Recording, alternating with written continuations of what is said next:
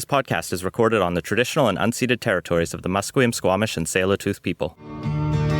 British Columbia, I've seen your mountains high, seen your pretty rainbows and your blue crystal skies, watched your winding rivers as they flow around the bend. To me you're not a stranger, you'll always be a friend.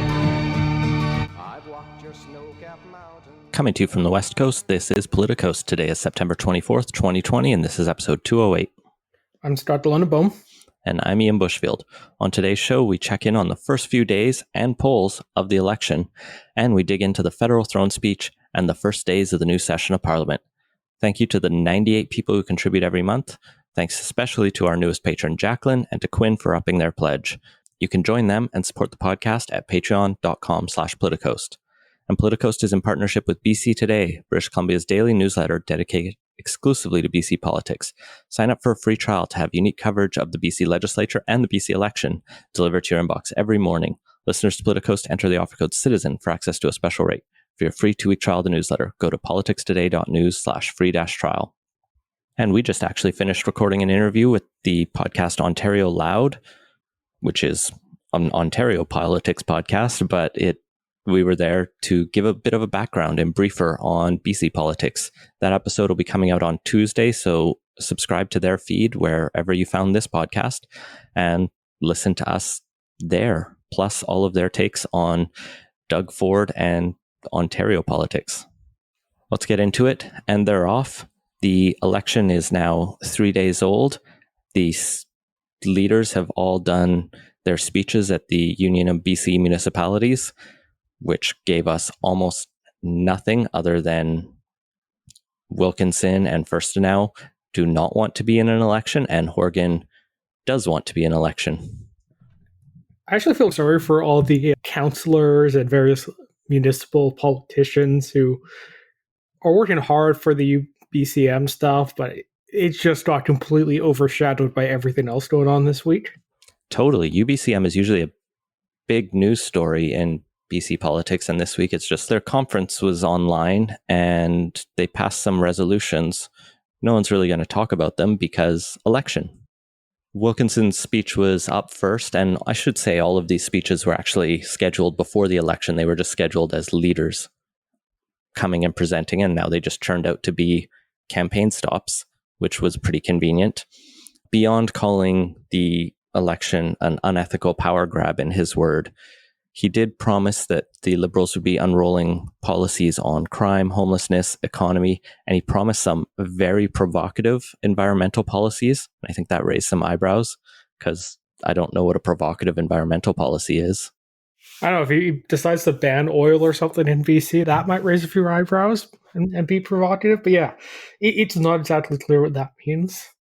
I think the other language that raised some eyebrows is when he was talking about crime and homelessness. He talked about this, quote, suddenly this street phenomenon of people who are out of control, which drew the same kind of ire as the renting is a wacky time of life comment that he made was that a year ago now? 2 years ago? Feels like longer than that. I think it was in the book 4 times. Ago. Yeah, I think it was like a 2018 thing. I think it's fairly early on in his time as leader of the opposition. I didn't get a chance to watch any of the speeches, so having to go off secondhand reporting through the Vancouver Sun and others, and we'll put links in the show notes. Firstenau reiterated how much she had confidence in the government and how proud she was of the work they'd done together and how betrayed she feels having to go to an election, whereas Horgan, in the conversation he had, tried to argue that the Greens were getting in the way of $10 a day childcare, which I think was a bit of an issue during the 2017 election, thinking back to it, but the Greens had signed on to help roll out childcare. And there's not any evidence prior to now that it was the Greens' lack of commitment to the government's agenda that was holding up the rollout of further spaces, which is something Wilkinson also criticized this week. I'm not sure the level of criticism coming from Wilkinson at you didn't do the thing that was more ambitious than we promised to do last time is really going to be very effective as a line of attack, especially if his platform doesn't one up the NDP on that. So I'm not sure what he's thinking on that. It seems a little disjointed and not particularly well focused, which I suppose somewhat describes his general tenure as a leader. The other parts that he hinted on the platforms, I think, actually going to have more resonance on a lot of those fronts, but we'll have to wait and see on that, because who knows if they'll actually deliver a relevant platform that's really going to connect with people. On the part about the election being a test of the premier's trustworthiness, I don't know. I'm not sure you're going to be able to win that fight. Yeah, it's dumb that we're going into an election. Most British Columbians don't want one, but I'm not sure you're necessarily going to be able to win a fight if trustworthiness is the key factor or the key ballot question. It's not something that I think Andrew Wilkinson will necessarily stack up favorably if you try and run that. They really need to frame it much more around something along the lines of, it's going to be a question of, I don't know, judgment maybe, or suitability to lead, if you want to do for the general character of the government approach to it. In theory, I saw one report saying that the Liberals will be dropping their platform next week, so we'll have a chance to dig into that, unless they delay it, but hopefully we get to see that. Right now, even with the distaste of the snap election, the ball is still largely in the NDP's court. We'll get into the polls in a bit, but they're still in a pretty strong position. And it's not like most people look back at the last 3.5 years and go, that was a very corrupt, bad government that we wouldn't want to continue. Yeah, they're playing criticism went to law, but the current government, they haven't really sparked the dislike that, say, that the previous government did after they stuck around for so long. It's still a first-term government. They haven't really done a huge amount of the unpopular moves that governments tend to accumulate over their lifetime. It's going to be tough to make that the key focus. And I do worry the Liberals are running the same mistake that the Scheer campaign did last time, of overestimating how much the general public shares their intense dislike of the other party. You mentioned this on our conversation on Ontario Loud, that the Liberals look like they're playing to the base, hoping that by simply doing that, they can secure the vote they got last time and pick up just enough to win 2 or 3 more seats, which would give them a majority. And I think we both agree that's a bad strategy, because the fundamentals are different in 2020 than they were in 2017. But I thought it was a good analysis. Yeah, it's not as bad as it is with some parties. The Liberals do have a very high floor, and even now, we'll get to the poll in a bit, but they're still sitting at, depending on which poll you look at, somewhere in the 30 to 37% range, which as a base isn't all that bad.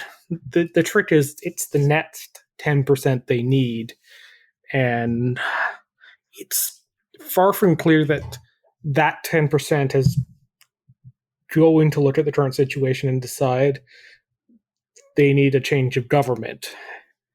And maybe the Liberals could frame it, but it really needs to be a looking forward approach. I just don't think the NDP's accumulated enough mistakes or bad decisions in the last couple of years to make the centerpiece of a campaign. You really gotta make it about they're not well suited to the new challenge that has arisen.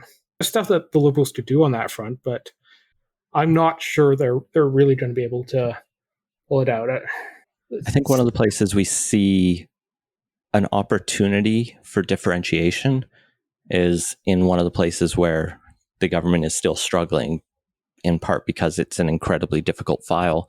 But this week we saw the report from the coroner on the toxic drug or the illicit drug deaths for August.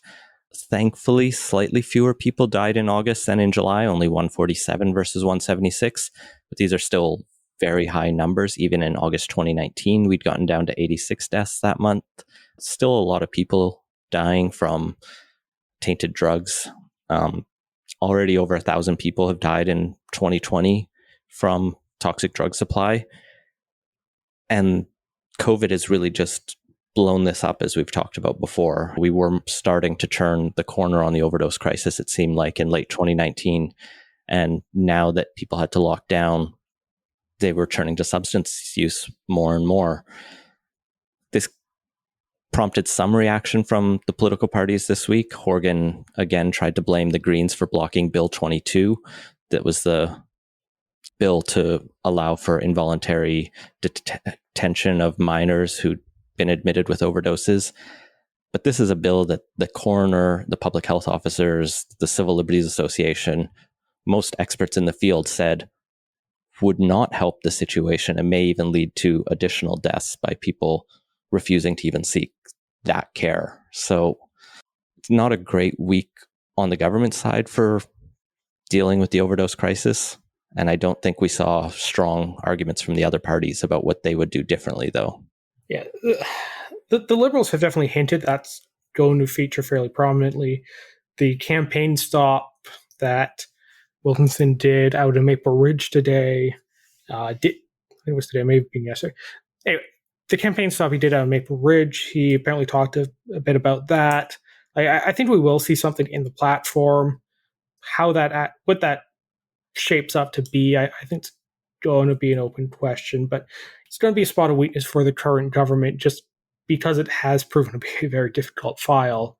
And since a doctor, it's something he can, I think, fairly credibly speak on, and it's probably one of those things where he doesn't come off, or he has the option of coming off as like a caring doctor type rather than his somewhat detached view that he sometimes has. So there's potential there. There's potential. I think so far we've seen him take the other tact where he links it to crime and out of control street homelessness. And I think they were referring to how the BC NDP is just hoarding people up in the hotel rooms that they're buying out. I feel like it's an issue that needs a lot of compassion. And I know that there are voters out there who don't feel that way, and they would be more sympathetic to the BC Liberals. I just struggle to empathize with those people who can't come around to that. I do think the crime issue is going to be something that will have a fair bit of resonance. There are some crimes that are up quite a bit. Property crime in Vancouver's up significantly. And I actually heard from a listener after our last episode that was concerned we didn't really give the issue enough of its due. And I do think there's something to it. But the challenge will also be to address it in a way that doesn't come off as uncompassionate. So if the Liberals can strike the right balance that they're being compassionate, but also very clearly want to take this issue seriously and reduce crime, I think there's definitely a good opening for them there. And it is something that will, I think, play with a lot of the swing voters that will ultimately decide the election. Let's pivot from the issues of the election into more of the horse racy political machinations stuff. All of the parties are quickly nominating more and more candidates. The NDP are announcing winners of nomination contests every day. I believe First Now was asked how many candidates the Greens have nominated, and she didn't know offhand. And it seems like they may be struggling to find candidates, but I am starting to find a few people who are putting their names forward. And I do hope the Greens can run a full slate, just for the health of our democracy, to give people choices. But I could see them struggling to hit the 87 candidate mark. The Liberals, though, I want to come in on them as they were in the hot water this week for nomination news, as the Surrey White Rock nomination ended up being an appointment after the party says they only had time to greenlight candidate Trevor Halford, who was named as the nominee, after they found some social media red flags for the other two who were seeking the seat. the nomination. So it's always tough on these. The green lighting committee, it is confident. They don't come out and say most of the time what the issues were. So it's hard to know if this is just something that is a post-thought justification or if there really was something that was going to make it hard for them to get everything sorted out in time. It's not great in the sense that the Liberals have been working on candidate recruitment for about, probably 2 years now. And ideally, they should have started doing this vetting a lot earlier so it wouldn't be an issue. And this is the seat that Tracy Reddy's vacated when she resigned at the start of September. And so the Liberals would have been actively already looking for candidates in this constituency. And so it's quite weird why they weren't able to move a little bit faster with this. They didn't say that they didn't greenlight, they didn't reject the other two. And I'll give them names. This is former White Rock councillor Megan Knight and Mike Pierce, who's been a politician for a while in various local government roles in the interior, but now lives in White Rock. Both of them now are saying, quote, the fix was in because of the actions of the party here. Not a great look when the party can't handle the green light. It was also weird that the party itself talked about flags and social media issues. Like you said, these green light committees are often very behind the scenes and don't tend to talk publicly too much. This will be blown over by next week, but each party has their kind of moment of nomination drama, inevitably. Yeah, it always happens. This is probably less damaging than what we talked about last week with Nathan Cullen up in Stikine. So definitely agree. Yeah, these things tend not to be that impactful. The Cullen one might be because party fights with local EDA about nominations is a rather blasé political story that everybody hears and forgets about, whereas the symbolism of the Nathan Cullen one's, I think, a lot more potent. And I think McPhee has talked about, or at least hasn't ruled out other options like running as an independent or challenging it in other ways. So she's still an active player in the drama there, but we'll have to see where that goes. The next thing I want to touch on is something I want to do for each week going through the election. I've been playing around with the Facebook ad library recently, and it's a ton of fun because of their new transparency requirements. Any page that is running political ads has to report how much money is being spent on their advertising on Facebook. So you can pull up like the BC NDP's page or the Liberal Party and the Green Party. We've talked about this for some of the leadership candidates in the past for the Greens, and I've posted a couple times to our Twitter. For the last 7 days, the 16th to the 22nd, which includes some pre-writ data in there, the BC NDP outspent the BC Liberals 2-1. The BC NDP outspent the BC Liberals 3-1. This was $29,000 spent by the BC NDP. I think a big chunk of that was pre-writ when they were just dumping money on Facebook ads, which was a big sign for me that they were going to call an election. The Liberals spent just under $10,000, and the BC Green Party has spent $300 in the last week. I'll add that the Liberals have also spent $2,700 on ads for Andrew Wilkinson's page. There was only a couple $100 spent on Horgan, and I think none for First Now's pages. Now, there's probably a bunch of local candidates who are also spending ads, and in the next week, we'll start to really see all of that ramp up. But just in the first week, definitely a big advantage for the BC NDP on Facebook ads, which may or may not churn into anything, but with an election that's going to be largely fought online, on TV, by phones rather than in-person events, I think following social media is going to be very key to seeing how these parties are positioning each other. Yeah, I think ads tend to get a little overrated relative to their actual effect. And it's one thing if it's a case of one party does a lot of advertising, the other does no advertising.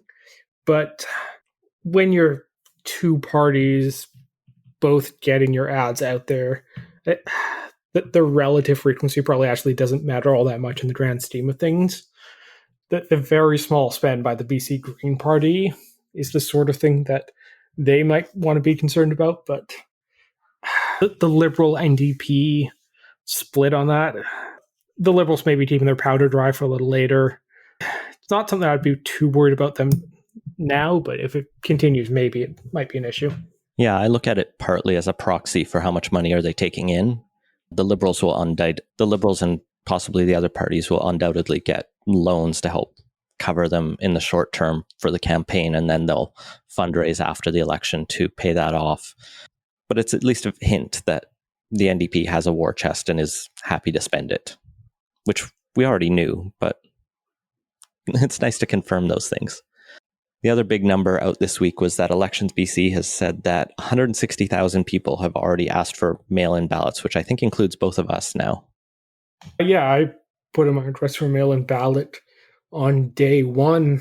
I'm guessing you did fairly recently too. Yeah, a day or two ago. The one thing for everyone listening who's requested a mail-in ballot is we figured out this afternoon, or Elections BC was tweeting it out, that if you request a mail-in ballot and it's sent to you before candidates' nominations are confirmed on, I believe it's October 2nd, you're going to get a write-in ballot. So it'll be a not blank piece of paper, but it'll be a blank line for you to write either the party or specific candidate in your constituency to clearly express your preference. So do your best to make sure who's running in your riding. I expect this is going to lead to a lot more challenges in judicial recounts if we end up with some close ridings. So the candidate cutoff is 2 weeks prior to election day. But yeah, that does give not a huge amount of time. And it's going to be curious how it works. When I was in the military, I'd vote in the riding I came from, Saanich Gulf Islands, for federal elections. And yeah, those ones were interesting because they literally have a giant book with every candidate countrywide, all the lists, and it was a write-in ballot in those cases. But without the actual lists distributed, it's going to be interesting to see how that works out. And there's probably going to be a lot of scrutinizing on exactly who these mail-in ballots are for and whether or not and there's maybe some contentions if we get a couple close ridings over which ones should be disqualified or not. Elections BC has said that they do try to not liberally, but reasonably interpret what a person's intention were. So if you misspell your candidate's name, that won't be disqualifying. And I don't know yet, but hopefully we won't have too many races with multiple. An example for Vancouver Fairview. There we go. Hopefully we don't have many repeat names on the ballot, as people sometimes do to mess with these things. Let's get into the polls to close off the segment. 2 polls were dropped today, one from Insights West and one from Research Co., which was Mario Canseco's firm that he started up after leaving Insights West. I just find that funny. Both show a sizable lead for the BC NDP. The Insights West poll sees the lead at 42-29 for the Liberals, 16 for the Greens, and 12 for the Conservatives. Research Co. sees it at 44% for the NDP, 37% for the Liberals, 13% for the Greens, and 4% for the Conservatives. I lean a little more towards believing the Research Co. numbers, since the Conservatives, I think, are unlikely to hit 12% in the province. Yeah, I agree. Liberals at 29 seems low to me too. And I think in 2017, the Conservatives ran candidates in, I want to say 12 ridings. It was not very much. They overall just were not a major. Okay, so looked it up. They ran candidates in 10 ridings last time. And got a solid 0.5% of vote province-wide. Yeah, which is actually down 4% from the previous time. But yeah, overall, they were a non-entity. They actually have a leader this time, I think. But they do. I forget his name. Yeah. How much that's actually going to make a difference, I would more or less discount them unless it's, I don't know, a weird fringe case riding or that they could be the margin of victory for one seat. But yeah, overall, they're basically a non-entity as far as elections go. And who knows, maybe they'll surprise us and nominate 60 candidates and actually make a bit of a showing, but by all indications, they're just not going to get 12% of the vote. They get 12% of the province-wide vote and only ran a handful of candidates. That would be weird and absurd. So, a few takeaways from these polls. The first, I think, is that whether the NDP is at 42 or 44, that's down a few points from the high 40s to even just slightly over 50% that we saw in some polls in the summer. And the Liberals are definitely up from or stable on some of those numbers. I think that is reflected by what Insights West also asked about, which is how much do you support or oppose a snap election? They found that 57% of people are opposed to the snap election, 30% of those are strongly opposed, and only 10% of British Columbians strongly support a snap election, which is not too surprising. Some encouragement for the NDP in the fact that among their supporters, 62% are supportive of calling a snap election and only 9% are strongly opposed, which you would expect, but at least their base isn't. And that base is the 42% willing to vote for them. They're not the mad ones. So a lot less room for the NDP to grow their vote unless people get over the snap election call. But at least they didn't piss off too many of their own supporters. Yeah, it is interesting looking at this compared to where the vote ended up last time. So if you take the research co, they've basically gained 4 points from their 2017 showing. The Liberals are down 3. That's still a decent spread, but it's the sort of thing that polls could definitely shift by that much over the course of an election, and it wouldn't take that much of a reversal of fortune to end up back in like a 40-40 split on the vote. Another interesting thing from Research Co is they asked who would be the best premier, which is a fairly common question that I don't tend to pay too much attention to, but I think this will be a very leader-driven election. Obviously, each party, the NDP and Liberals, think their guy will be the best leader. But among the Greens, 35% said John Horgan would be the best premier, but only 30% of Green voters thought Sonia Furstenau would be the best premier. That might just reflect her lack of name recognition, but you would hope that she would have strong name recognition among her own party. And among BC Liberals, 20% of them, 21% said Horgan would be the best premier. So Horgan's actually ingratiated himself fairly well to BC Liberals, because I don't think many BC Liberals would support many NDP premiers in years gone by. No, probably not.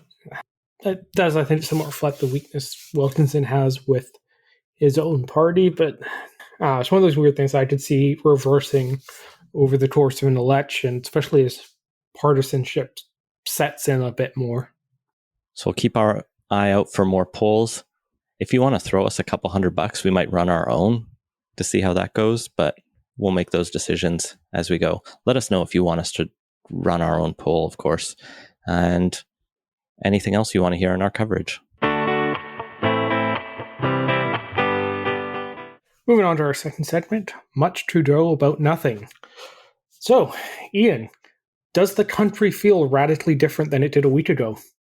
My God, I have a vision of a stronger and more resilient Canada, to quote the title of the throne speech that I sat through on Wednesday noon.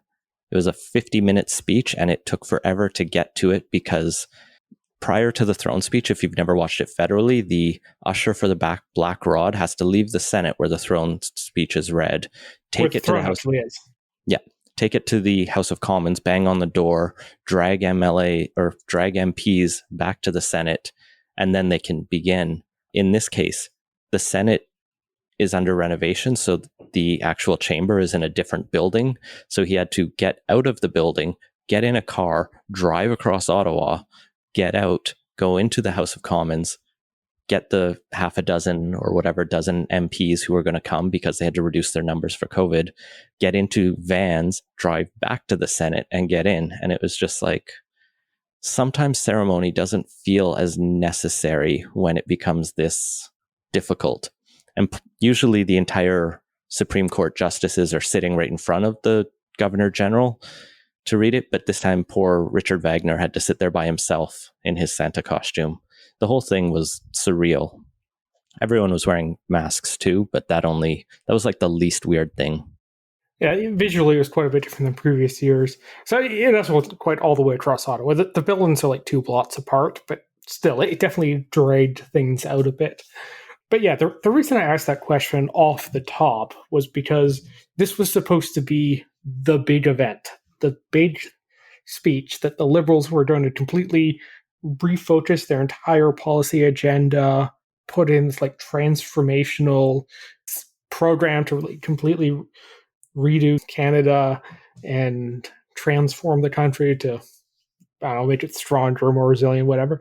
And it was so important that they needed to prorogue Parliament for weeks because they could not bear any distractions while they were working on their national project of transformation. The actual result ended up being significantly underwhelming. Yeah, even in the days leading up to the throne speech, the Liberal government had started walking back some of the language. Like there were all these trial balloons about maybe this will be a basic income. Canada will look different. And then in the week before it was, well, there's a lot of concerns about out of control spending, or they started really changing the language from that green economy is going to happen to, well, some Liberal insiders are worried that they don't want to be seen as taking advantage of a crisis to push a green agenda at this point. And we're still in a climate crisis. You can do both. You can walk and chew gum. Nevertheless, they did bring forward quite a lot of ideas in this speech. It was a long speech, 50 plus minutes, almost an hour, whereas they're often 30 to 40 minutes, I would say. And it was full of a lot of tinkering, I would say. Some of it bigger, some of it smaller. Lots of spending will definitely be coming. But there was no like unifying, this is what the agenda is. They kept talking about it in terms of 4 foundations, which I think Nora Loretto pointed out on Twitter, that you generally only build a structure with a foundation, like a single one. You only need one foundation. You might use 4 pillars, but that was just... It really depends on the structure. Yeah, it was a little bit petty language semantics. But like a bridge has multiple foundations, at least one on each page. There you go. It's the bridge to a new Canada. So the 4 foundations that they named were fighting the pandemic, healthcare, stuff like that. The second is supporting people and businesses. The third is building back better. And the final one is standing up for who we are as Canadians. There wasn't a ton in the first one other than continuing to roll out the pandemic response and fight COVID. They did promise to approve tests as fast as they could and roll them out as fast as they could so we can respond to COVID as it grows. I know there's a huge issue in Ontario right now with testing backlogs, which I think is a combination of provincial healthcare incompetence along with the federal government's refusal to certify any faster testing. Boys in Short Pants covered this recently. Yeah, I was actually just going to give them a shout out for that thing. But yeah, I was actually a little surprised to see that in there because, so right now there's basically 2 types of tests out there. There's the stick something up your nose and whittle it around to catch a bunch of virus particles and then send it off to this big fancy lab and get it's a highly accurate test, but it's both unpleasant to take and has a 24 to 48 hour, if there's a real backlog, sometimes longer turnaround. And there's these other tests that are not quite as accurate, but can be done quickly, are less invasive. And most peer countries have approved one version of the test. And the theory here, which I think is quite compelling, is that you don't need the same level of accuracy if you can adjust for in volume. Going from 99% to 95% accuracy is fine if you're testing everyone at 3 times the rate. And if you get a false positive on one of those, the person just stays home for a couple days. There's, I think, a fairly compelling case for those sorts of rapid tests. And it's weird that Canada is insisting on going through a long and lengthy review process. And well, that in theory makes a lot of sense for normal medical devices when there isn't a giant health emergency. With the pandemic, it really is a case where there needs to be more emphasis on speed relative to making sure every possible I is dotted and T is crossed, because the costs of not having this are just so big. And you gotta wonder, does the government of Canada think Germany can't properly evaluate a test? It really seems to be the sort of situation where the political people should step in and make it clear that no, if peer countries approve this, we should get it into Canada as well. So it was weird that they brought it in here, because I don't know, if I was them, I would not exactly highlight the fact that we don't have rapid testing approved.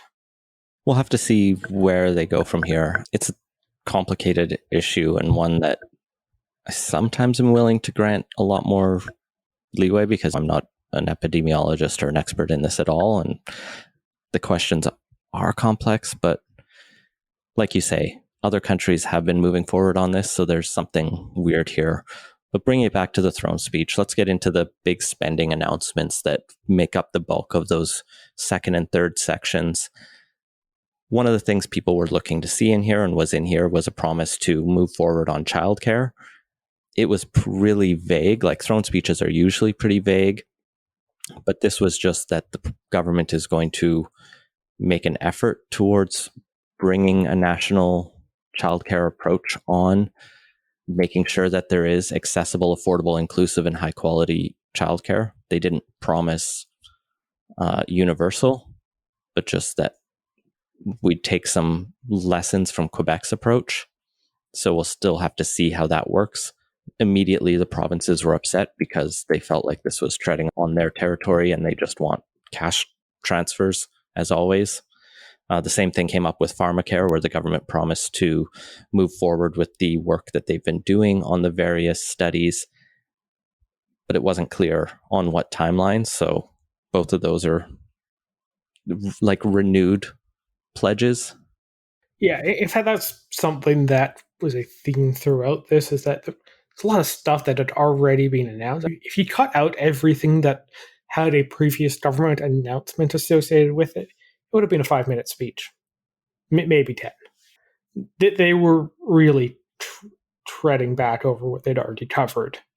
But there's still a few things in here. There's some more stuff in the jobs portion of it, such as a pledge to create 1 million jobs, which was an interesting choice. I'm not sure pulling a Tim Hudak and taking his brand is really the best thing to do, or the thing that will really land, but they decided to go with it. But this time, I think the idea there is they've calculated that's what it would take to, quote, restore employment to previous levels. So it might just be coincidental. And to be fair, they say over 1 million jobs, so it's not exactly 1 million. And unlike Tim Hudak, for people who aren't watchers of Ontario politics, he was the PC leader in the 2014 campaign that got absolutely destroyed.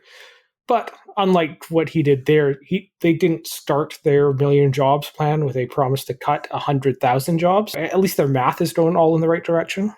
Yeah, there was a commitment off the top of this speech that, quote, now is not the time for austerity, which I think a lot of progressives were very happy to see, and even just people across the political aisle until you get to the right wing, because I think most people recognize that if you're going to spend in the middle of a pandemic, is as good a time to spend when you also have almost zero interest rates. Those jobs will be created by, quote, a range of tools, including direct investment in the social sector and infrastructure, training up skilled workers, incentives for employers to retain and hire workers. So among those numbers will include every job, I imagine, that is created or extended by extending the emergency wage subsidy right through to next summer, which was something a lot of employers were looking forward to, as that was set to expire in a couple of weeks. So not every job will necessarily be a new job, or necessarily a government job. And I think every childcare space that's created, they will count as a job. So there'll be some interesting accounting if anyone ever does try to hold them to that million job promise. But speaking of extending benefits, the government committed in the throne speech, and we'll get to it in a minute when we talk about Bill C2 that was rolled out today, to extend CERB, or not directly extend CERB, but to roll it into EI and make sure that people who are currently on the emergency response benefit have some kind of coverage going forward. And we saw the details of that today. Yeah, this one could also be counted in the things they'd already announced, because shortly before prorogation, they said they were going to be ceasing the CERB and rolling everything into EI, and that they were going to be putting in some additional benefits. Not a surprise there. They needed to reiterate the point, and also from the sounds of it, there's probably going to be broader EI reform in the long run too, beyond what just Bill C2 introduces. Which is definitely necessary. One of the things that was new, as far as I could tell, was a new Canadian disability benefit, which they say they want to model off after the seniors guaranteed income supplement. And I don't think this is something we've talked about much, but it's come up in discussions around a guaranteed annual income, because it is, the GIS is basically a basic income for seniors. So if you are under a certain amount of financial income, you get a top up from the government. And this benefit has been credited with lifting a lot of seniors out of poverty. Right now, there's a patchwork of provincial benefit programs for people with disabilities, and there's not a lot coming from the federal government. And this is a place where the feds can really move in and make a big difference in people's lives. I know there's a big debate in Alberta right now around AISH, which is the Alberta Income for the Severely Handicapped. A lot of people get that funding, and the Kenney government had talked about cutting it, but now is just looking at changing the criteria to cut the number of people on it, because it's a very expensive program. And it's controversial there, because a lot of people know someone who is receiving that funding. And it's, if you have a severe disability, work is not possible. And this is a way to take care of those people. And so I'm excited to see what comes of this, at very least. They also took a aim at big tech companies, both in terms of introducing taxes as well as, sounds like some sort of Canton requirements going to be coming down the pipe on that one. It's probably going to be awful. Yeah, I'm not I don't find the Canton stuff particularly compelling, and just invest in CBC. Pardon?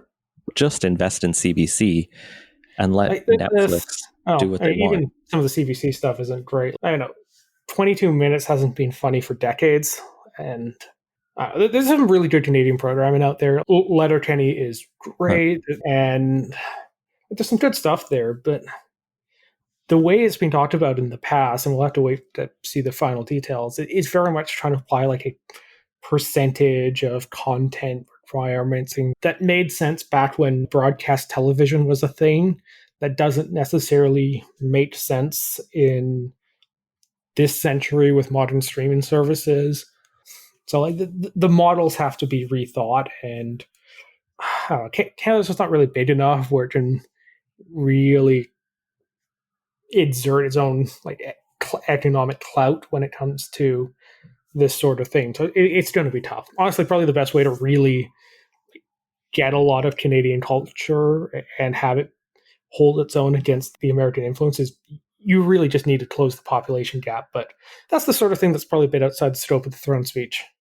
On the income side, as we talked about the tax on digital giants, they also talk about taxing, quote, extreme wealth inequality, including closing the stock option deduction for wealthy individuals at large established corporations. Taxing wealth inequality is weird. I think you would usually just tax wealth. I don't know how one tax a gap. But yeah, there's not a lot mentioned in here about how to pay for this plan, and that's one of the Conservatives' key critiques. The only other time taxes come up is a plan to cut the corporate tax rate in half for companies making zero-emission products, as a way to incentivize additional green growth in the country. And then there's also the mention of introducing free automatic tax filing for simple returns, which is something a friend of the podcast, Dr. Lindsay Tedds, has mentioned many times, and something I think we're both hugely supportive of. Yeah, Both for just not having to do taxes and to help get more people on benefits they might be missing out on. Yeah, this is one of those like small little things that's actually can make a fairly big difference, and it's just because it relieves like a lot of stress and like family. And also, when you really think about it, it doesn't make sense that if you have an employer, they send all your information to the CRA. I think RS, like the people you have your RSP with, I believe, have the same reporting requirement. Like the CRA is collecting all of this stuff anyway. Like, there's no reason they can't do the initial work themselves of filling out a tax return automatically. A bunch of countries in Europe do it, and it's also just a weird division of labor when you think about it. That we have this huge department in Ottawa full of experts in taxes, and yet we farm out most of the work of actually filling out the tax documentation to 27 million amateurs, more or less, across the country. Like, it makes sense that as long as you don't have some highly complicated structure with like business income and everything else, which most Canadians don't, you can just make it simple and have the government fill it out, send you a card that says, yeah, this is what we think your taxes are. If you want to amend it, here's how. Send it back to us, or maybe even just if you don't send it back to us, we'll automatically use this version. There's ways to do it. Just to tick off a couple other policy things mentioned in there is a lot mentioned about climate. The big thing they talk about is legislating a plan and bringing forward a plan to exceed their targets by 2030 and to go to net zero by 2050 and make that a part of a law. It's still somewhat vague in how they're going to get there. They talk about retrofitting homes and delivering more transit and active transit options. But I guess we'll have to wait for that plan to come forward before we know how Clean Canada is going to work. But it is good to see a commitment to actually move a bit faster, even if I'm not sure how they will do it. And yeah, with a lot of this stuff, it really does seem like a case where maybe compared to prior Liberal governments, is a little more ambitious, but relative to everything they've been talking about and doing over the last couple of years, it's largely the same things re-announced with maybe a little more stuff coming down the pipe, and it just doesn't really feel appropriately grand enough for all of their hinting at it, and they definitely set expectations way too high. And they want to expand the first-time homebuyer incentive. Your favorite policy, right, Scott? Yeah. Subsidies for home buying isn't like the big problem in Canada right now. Really, if you want to really impact home ownership and housing costs, they should be looking at, say, bringing back the GST credit for rentals, putting a lot more money up front into that, actually subsidizing the expansion of housing in general rather than trying to incentivize buyers who'll just bid up the pricing of the not available enough housing that already exists. Yeah, this is not going to... They claim that these changes to the first-time homebuyer incentive will make it more affordable in the largest cities in Canada, presumably Vancouver and Toronto. But it's such a marginal effect. If you already have the cash to put a down payment on a home, you're not going to be able to buy it just because of this incentive. I am glad to see that they are committing to building more housing and putting more money into building housing across the market spectrum or across the affordability spectrum. But yeah, let's kill maybe because I've already used up my first-time homebuyer incentive, there's no more reason for me to support this policy. In theory, I could actually be taking advantage of it at some point in the future. But yeah, in terms of the grand policy, it just doesn't really do a huge amount and targets the wrong part of the housing infrastructure. If they really wanted to have an impact, requiring broad upzonings around any federally funded transit infrastructure would probably do more than this. And not cost them any money either. I'm eager to move on to the Bill C2 that was brought out today, but I want to touch on, in addition to the fact that there wasn't anything broadly transformative in this throne speech, as much as they'd promised, the other thing that really wasn't in this throne speech was any mention of oil and gas. They did talk about Alberta, Saskatchewan, and Newfoundland in terms of making sure the energy expertise is used in the green transition. But even in previous years, they'd mentioned supporting oil workers, at least as a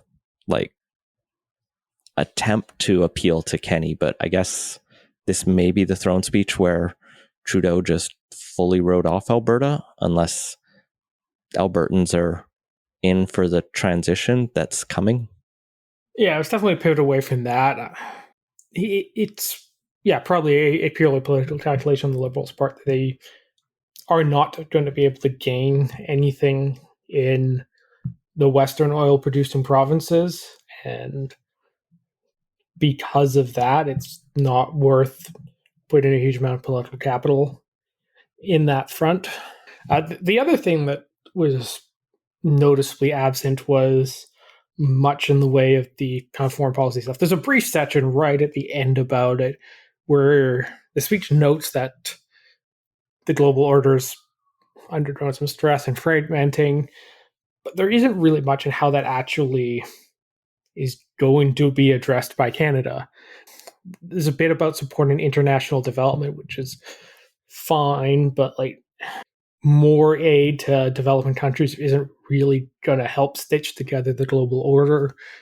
There's the Michaels being held captive in China, did mention, but no mention of who is holding them captive, and the broad geopolitical challenges associated with China. And overall, it just was entirely underwhelming.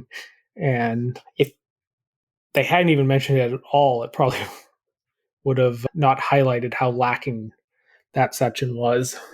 I liked Jen Gerson's take on Twitter, which was that the US is about to break out into civil war, and that wasn't mentioned at all. So what was the point of this whole thing? Yeah. It was pretty hot. That's a hot take, but at the same time, Canada is so intertwined in the broader North American economy, culture, bilateral and trilateral institutions. Our military is fairly well integrated in terms of a common North American defense. If the U.S. does fragment or have much worse political challenges than they currently do, which, the way things have been going over the past couple of weeks, it's looking increasingly likely. Everything in here will not matter at all if that whole situation just implodes. Let's turn our attention to Bill C2, and then we can, I think, put all of this federal politics in context. C2 was the promised get support to people who are currently on CERB and move forward with some kind of support. The bill that was dropped this morning looks largely like it was telegraphed a couple of weeks ago, in that there are 3 new programs: the Canada Recovery Benefit that will provide a weekly allowance for up to 26 weeks for people who are not eligible for EI otherwise. The big change is that they've gone from $400 a week to $500 a week, which, if you can do the math for 4 weeks in a month, puts it at the rate of $2,000. It's a little bit more than $2,000 a month, actually, that CERB is at, which meets the NDP's criteria that Jagmeet Singh set out, that he doesn't want people to see a benefit cut as if they move from CERB to this recovery benefit. There are still additional conditions on this, like you must accept work where it is reasonable to do. But the new benefit of this recovery benefit is that it will roll back like EI does, so that if you start earning money, you don't immediately get cut off of it. It was an initial issue with CERB. So that's helpful. There's the Canada Recovery Sickness Benefit. This is the quote unquote sick leave. This is pay for up to 2 weeks off for workers who are sick or must self-isolate due to COVID-19. Now, the challenge is this isn't exactly sick leave in the way I think you or I would think of it, where it's like, oh, I called in sick tomorrow, but I'm fine on Monday. This is no, you can't work for at least half of the time you would otherwise work in a week because you either have COVID, might have COVID, or have been told by an official to self-isolate, or your employer because of COVID. So it's not just you have the sniffles and can't go in. It's you have or likely have COVID. You can't go in for 10 days. That by itself is good, but if there's one thing the pandemic has shown is that we had a really unhealthy relationship with going into work sick before, to the point where we spread a lot of flu and cold unnecessarily, and that should be seriously rethought. This doesn't really do that.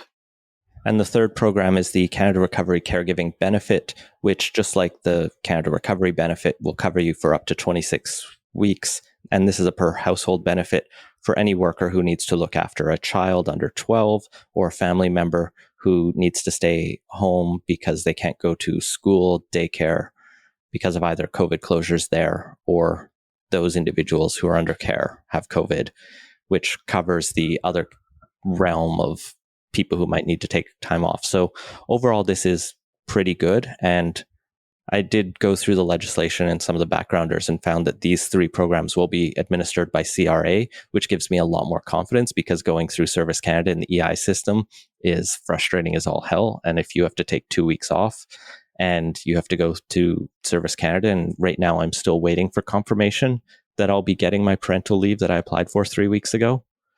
I think it took 6 weeks for me to get my first paycheck. Now, I'm not chasing them as hard as some people might have to because I'm in a fairly comfortable financial situation, but that won't last. For an income support system, that's not really an acceptable amount of time to turn things around. Yeah. So CRA, good. They did really well with the CERB. It's good to see them on this.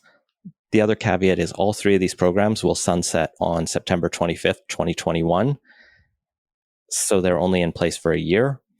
And this bill needs to pass by the weekend because CERB ends this weekend, which kind of brings me around to the politics of this, which is that the government knew all of this. They prorogued knowing all of this. And now they've brought in a bill that they're basically daring the opposition to vote down and thereby leave millions of people without any income. Can I say that I hate this? It's awful. Yeah, the protest, no matter what they said about, that we need to put a lot of our attention to the throne speech or whatever else they said, it was really about making the Wee scandal and the cabinet and the committees of Parliament investigating that go away. But yeah, the unintended side effect of that, hopefully an intended side effect of that was that, it cut the deadline really tight to actually get the CERB replacement in place. I have no idea if this was like some Machiavellian political move to try and force the NDP's hand. The throne speech gets voted down, they can't pass this, and then we're suddenly into an election. But that might be too clever by a half, because if everything dries up right as an election starts, it's probably not the NDP that's really going to get the blame for most people. Maybe like the super avid political watchers might connect all the dots into that way, and maybe it's used the Liberals' brinkmanship on it. But even then, it's like I said, too clever by a half, probably. I'm not sure it is. I don't think they've angled for an election, though. I think they've angled for a renewed mandate and renewed throne speech. Like, they announced these benefits at $400 a week, and so that then the NDP was able to say, oh, you're proposing a benefit cut. And then magically they found the extra money to go to $500 a week, thereby meeting one criteria. Now, the NDP still says they have some concerns about the sickness benefit and whether or not that counts as sick leave, as was promised. But it's hard to see the NDP not voting for this and also holding up and also passing the throne speech, at least so we can see what's in the fiscal update that'll be coming at some point later this fall, because we've yet to see a budget this year, or at least see one that gets passed. I think the other thing to mention is Bill C2 also allows cabinet spending to continue with less direct oversight until the end of 2020. Now, it's not a blank check for the government, but it's a renewal of that debate that we had over the summer over whether Parliament is just like, and this was a Bill Morneau thing, is he just asking Parliament to just let him have the purse strings?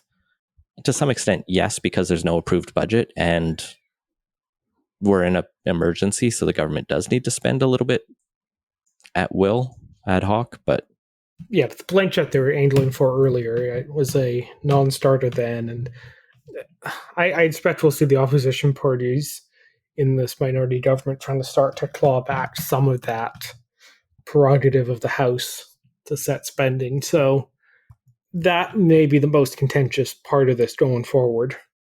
I think the only other federal politics to talk about from this week was that weird address to the nation that Trudeau did after the throne speech, which was somewhat unprecedented in that he asked for special time on the airwaves to be given to him to what no one was really told. And then he just basically talked about how COVID is still bad. You should still take it seriously. And if you don't behave over Thanksgiving, you will not have a Christmas. Oh, but then he recapped the throne speech and talked about how great the Liberal government is. Yeah, so in theory, this was the networks were told that this was going to be a nonpartisan address, and the COVID stuff, yeah, it's nonpartisan. The Prime Minister addressed the nation on the major pandemic crisis going on. Yeah, that's legit. But at least half the airtime was all about the throne speech contents, and that definitely crossed over into partisanship, which should not have happened. So that was disappointing. At least O'Toole, Yves-Francois Blanchette, and Jagmeet Singh each got their respective chances to reply.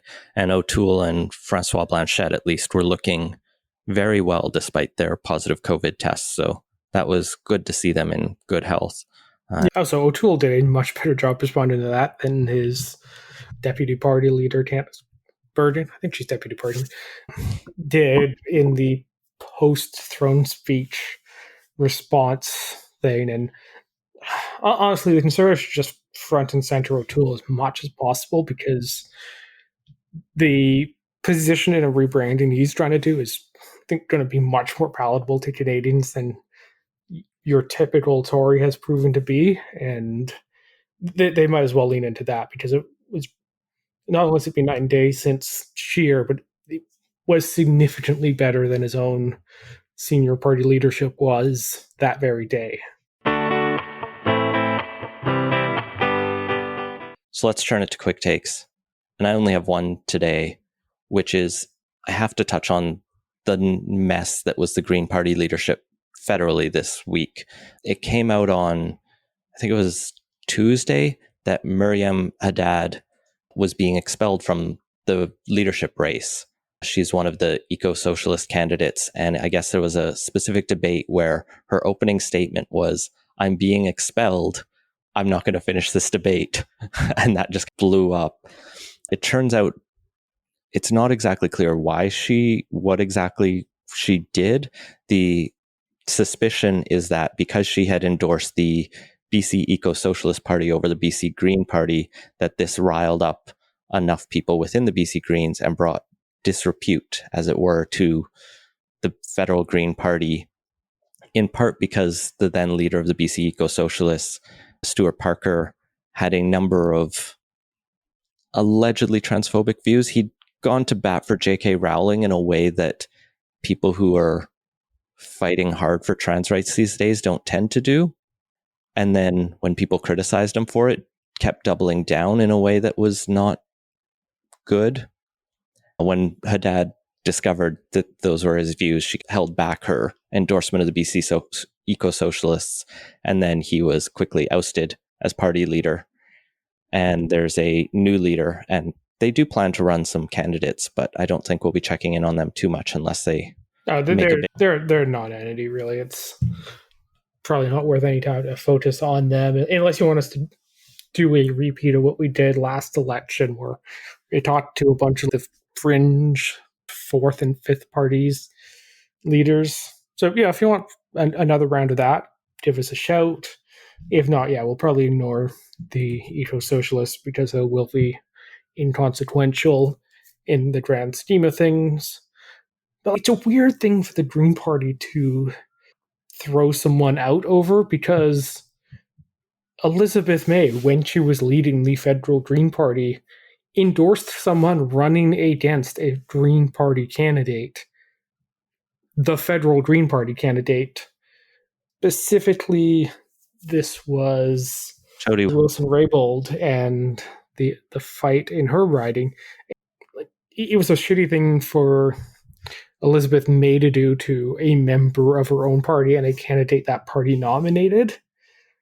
But like, Elizabeth May didn't get kicked out over that, and it's... Well, and the BC Greens and federal Greens are not the same party. They are not like the NDP. That's what I was just going to say. Like, it's even weirder to do it for endorsing one different party over another party that is not your specific party. It just does not make any sense. So Haddad did appeal that proposed expulsion, and just this morning, the party ultimately ruled that she did a very bad thing, that they are still keeping quiet because they don't have to say specifically what it was. In the interest of democracy, they'll allow her to continue in the race. So ultimately, I think they just did the Barbra Streisand effect, where they brought a lot of attention to the thing that they did not want discussed. So Haddad might actually do quite well in the race now. It's definitely given her a boost. But overall, I think this is yet another example of how when the Green Party talks about doing politics differently, in reality, it's doing politics badly. Finally, we were asked to comment on US politics beyond what we mentioned earlier and look at that a little bit more. It's just a dumpster fire. I don't really have any comment. There's enough podcasts out there, either from Canadians, You the People, or I think Rob Rousseau has a US politics podcast for leftists, or there's a million US politics podcasts out there. Yeah, there's no shortage of those. Insurgent Pod. Yeah, there's no shortage of those podcasts over there.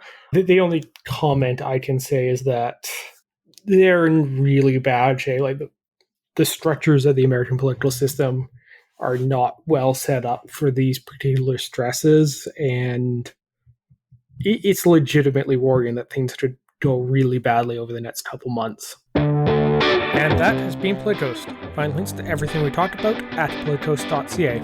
Support the show and get access to our Slack channel at patreon.com/Politicoast. Our intro music credit is Beautiful British Columbia by Serge Plotnikov.